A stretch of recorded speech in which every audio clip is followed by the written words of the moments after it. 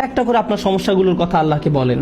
আপনার এমনও সমস্যা থাকতে পারে যেটার কথা আপনি নিজেও জানেন না, কিন্তু আল্লাহ জানেন। আমি আর আপনি যদি সত্যিকার অর্থে আল্লাহ নিকট ক্ষমা চাইতে পারি, তাহলে ওই অজানা সমস্যাগুলো স্বর্গীয় হস্তক্ষেপে সমাধান হয়ে যাবে। ইউরসিলুস সামা আলাইকুম মিদরারা। আল্লাহ সুবহানাহু ওয়া তাআলা এখানেই থেমে যাননি। আপনি কার জন্য ক্ষমা চাচ্ছেন? আপনার নিজের জন্য। ইস্তাগফিরু রাব্বাকুম, তোমরা নিজেদের জন্য ক্ষমা প্রার্থনা করো। আল্লাহ বলেন, ওয়ায়ুমদিদকুম বিআমওয়ালিন ওয়া বানিনা, তোমাদের ধন সম্পদ, তোমাদের সন্তান সন্ততি বাড়িয়ে দেওয়া হবে। তিনি ধন সম্পদ এবং সন্তান সন্ততি দিয়ে তোমাদের ঐতিহ্যকে সমৃদ্ধ করে দিবেন। এমন সম্পদ নয় যা আপনাকে আল্লাহর কাছ থেকে দূরে সরিয়ে দিবে, কারণ এই টাকা দেওয়ার কথা এসেছে আপনার ক্ষমা চাওয়ার প্রেক্ষাপটে। তিনি আপনাকে ভালো অর্থ দিবেন যা আপনার জন্য দুনিয়াতে এবং পরকালে কল্যাণ নিয়ে আসবে। তিনি আপনাদের ভালো সন্তান দান করবেন যারা আপনার জীবিত থাকা অবস্থায় ভালো কাজ করবে, তারা আপনাদের সম্মান করবে, ভালোবাসা দেখাবে, আনুগত্য করবে, আপনি তাদের দেখে গর্বিত হবেন। এমনকি আপনি এই দুনিয়া ছেড়ে চলে গেলেও তারা ভালো কাজ করতে থাকবে, যা সাদাকায়ে জারিয়া হিসাবে আপনার আমলনামায় এসে যোগ হবে। আল্লাহ আপনাকে এই সব কিছু দান করবেন। প্রসঙ্গত এই দুই শব্দ, অর্থ এবং সন্তান সন্ততি, ইন্নাহুম আসাউনি ওয়াত্তাবাউ মান লাম ইয়াজিদহু মালুহু ওয়া ওয়ালাদুহু ইল্লা খাসারা।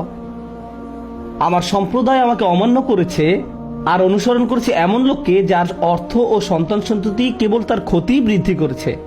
কিন্তু আপনার ক্ষমা চাওয়ার পরে আল্লাহর পক্ষ থেকে যে ধন সম্পদ এবং সন্তান সন্ততি আসে, তা আপনার জন্য শুধু কল্যাণই নিয়ে আসে। একই ধন সম্পদ এবং সন্তান সন্ততি, পার্থক্য হলো এখন তাদের উপর আল্লাহর ক্ষমা ও রহমত রয়েছে। বিষয়টা এমন যেন তারা দূষিত হয়ে গিয়েছে, যতক্ষণ না আল্লাহ তার ক্ষমার মাধ্যমে তাদের পরিশুদ্ধ করেন। আল্লাহর নিকট ক্ষমা প্রার্থনা করলে কত শত পথ আপনার জন্য খুলে যাবে। আসমানের দরজা আপনার জন্য এমন ভাবে খুলে যাবে যে আপনি কল্পনাও করতে পারবেন না। আপনি সবকিছু আরো ভালোভাবে বুঝতে পারবেন। আপনার ব্যক্তিগত সমস্যাগুলো দূর হতে শুরু করবে। উদাহরণস্বরূপ রাগের কথা ধরা যাক। রাগ হওয়া থেকে মুক্তি পাওয়া আসলেই অনেক কঠিন। বহু মানুষ খুবই সমস্যাপূর্ণ জীবনযাপন করে, খুব অল্পতেই রেগে যান, কিছু একটা তাদের সামান্যতেই ক্রোধান্বিত করে, আর তারা এর সাথে লড়াই করতে পারেন না। তারা তাদের এই সমস্যাটা বুঝতে পারেন, কিন্তু নিজের কাছে অসহায় হয়ে পড়েন এবং মনে মনে ভাবেন, না, আমার পক্ষে এই রাগ হওয়া থেকে মুক্তি পাওয়া সম্ভব না। হুদায়বিয়ার সন্ধির সময় সাহাবীরা খুবই রাগান্বিত হয়ে পড়েছিলেন। তাদের রাগ দূর করা সম্পর্কে আল্লাহ কি বলছেন? তিনি বলছেন, ওয়া আনজালাস সাকিনাতা ফি কুলুবিল মুমিনিন, তিনি আকাশ থেকে বিশ্বাসীদের অন্তরে প্রশান্তি নাজিল করলেন। প্রশান্তি আমাদের নিজেদের কাছ থেকে আসে না, আমরা নিজেদের প্রশান্ত করতে পারি না। মুসা আলাইহিস সালামের মা ভয়ে টেনশনে প্রায় মারা যাচ্ছিলেন, যখন তার ছোট শিশু একটা বক্সে বন্দি করে পানিতে ভাসিয়ে দিলেন। লাউলা আর রাবাতনা আলা কলবিহা, যদি আমি তার হৃদয়কে দৃঢ় করে না দিতাম। তার নিজের পক্ষে সে অন্তরকে দৃঢ় করা সম্ভব ছিল না। ঐশ্বরিক হস্তক্ষেপ বললে এটা ব্যাপার আছে। আল্লাহ তার অন্তরকে দৃঢ় করেছিলেন, যা আমাদেরকে আমাদের ব্যক্তিগত দুর্বলতা এবং প্রবণতা থেকে সুস্থ হতে সাহায্য করে। কিছু কিছু মানুষ অশ্লীলতার প্রতি খুবই আকৃষ্ট হয়ে পড়ে, কেউ কেউ ক্রোধ নিয়ন্ত্রণ করতে পারে না, আবার কেউ কেউ মারাত্মক লোভী, সবসময় শুধু টাকা পয়সা নিয়ে চিন্তামগ্ন থাকে। তারা এইসব থেকে বের হয়ে আসতে চায়, কিন্তু নিজেদের সাথে যুদ্ধ করে পারে না। এই সব সমস্যার সমাধান আসে আল্লাহর পক্ষ থেকে।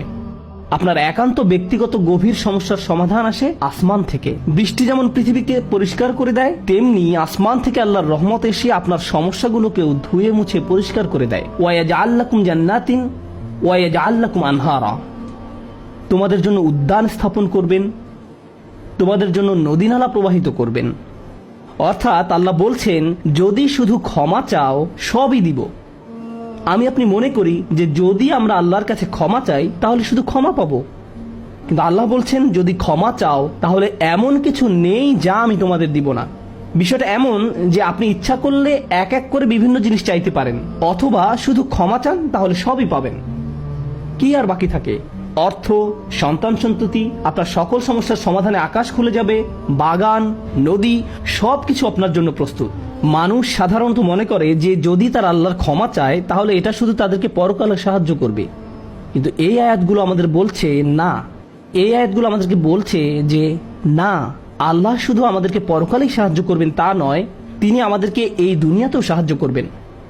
একবার হজের কথা চিন্তা করুন। আমার আপনার জন্য হজের সবচেয়ে বড় অনুপ্রেরণা হলো আমাদের অতীতের সকল গুনাহ মাফ করে দেওয়া হবে। আমরা নতুন করে আবার শুরু করতে পারবো। যে কাপড়ে আপনি কবরে শায়িত হওয়ার কথা, সেরকম একটি কাপড়ে আপনি হজে যান। এমনকি হজের সময় যখন আমরা মার্চ করি, সে সম্পর্কে বলা হয়েছে, সুম্মা আফিদু মিন হাইসু আফদান নাস ওয়াস্তাগফিরুল্লাহ, অতঃপর তোমরা প্রত্যাবর্তন করো যেখান থেকে মানুষরা প্রত্যাবর্তন করে, এবং আল্লাহর কাছে ক্ষমা চাও। হজের মূল বিষয় হলো আল্লাহর নিকট ক্ষমা চাওয়া। এটাই হজের মূল উদ্দেশ্য। আর সেই হজের সময় আমরা কি দোয়া করি? রব্বানা আতিনা ফিদ দুনিয়া হাসানা ওয়া ফিল আখিরাতি হাসানা ওয়া ফিল আখিরাতি হাসানা। প্রতিটি তাওয়াফে একই দোয়া পাঠ করা হয়, যা কোরআনে মাজিদে এসেছে। রব্বানা আতিনা ফিদ দুনিয়া ওয়া ফিল আখিরা রব্বানা আতিনা ফিদ দুনিয়া হাসানা ওয়া ফিল আখিরাতি হাসানা। আমাদেরকে এই দুনিয়ার কল্যাণ এবং পরকালের কল্যাণও দান করুন। অন্য কথায়, এই দুনিয়ায় আমাদেরকে এমন কল্যাণ দান করুন যা পরকালের কল্যাণকে নিশ্চিত করবে। এরকম কিছুর অস্তিত্ব রয়েছে। আর এই সব কিছু আমরা তখনই পাব যখন আপনি আন্তরিকতার সাথে আল্লাহর নিকট ক্ষমা চাইব। খুতবার এই অংশটার উদ্দেশ্য ছিল আপনাদের নিকট ক্ষমা চাওয়ার কিছু উপকারিতা তুলে ধরা, ক্ষমা চাওয়ার লক্ষ্য বর্ণনা করা। কিন্তু আমরা এখনো বলিনি যে কিভাবে ক্ষমা চাইব। কেউ কেউ কৃত্রিম উপায়ে ক্ষমা চায়, আস্তাগফিরুল্লাহ আস্তাগফিরুল্লাহ আস্তাগফিরুল্লাহ। কারো কারোর জন্য এটা এত নকল যে একবার আলী রাদিয়াল্লাহু তাআলা আনহু একজনকে এরূপ করতে দেখে বললেন, তোমার ইস্তেগফারেরও ইস্তেগফার প্রয়োজন। এর মাধ্যমে শুধু জিহ্বার ব্যায়ামই হয়, আর কিছু না।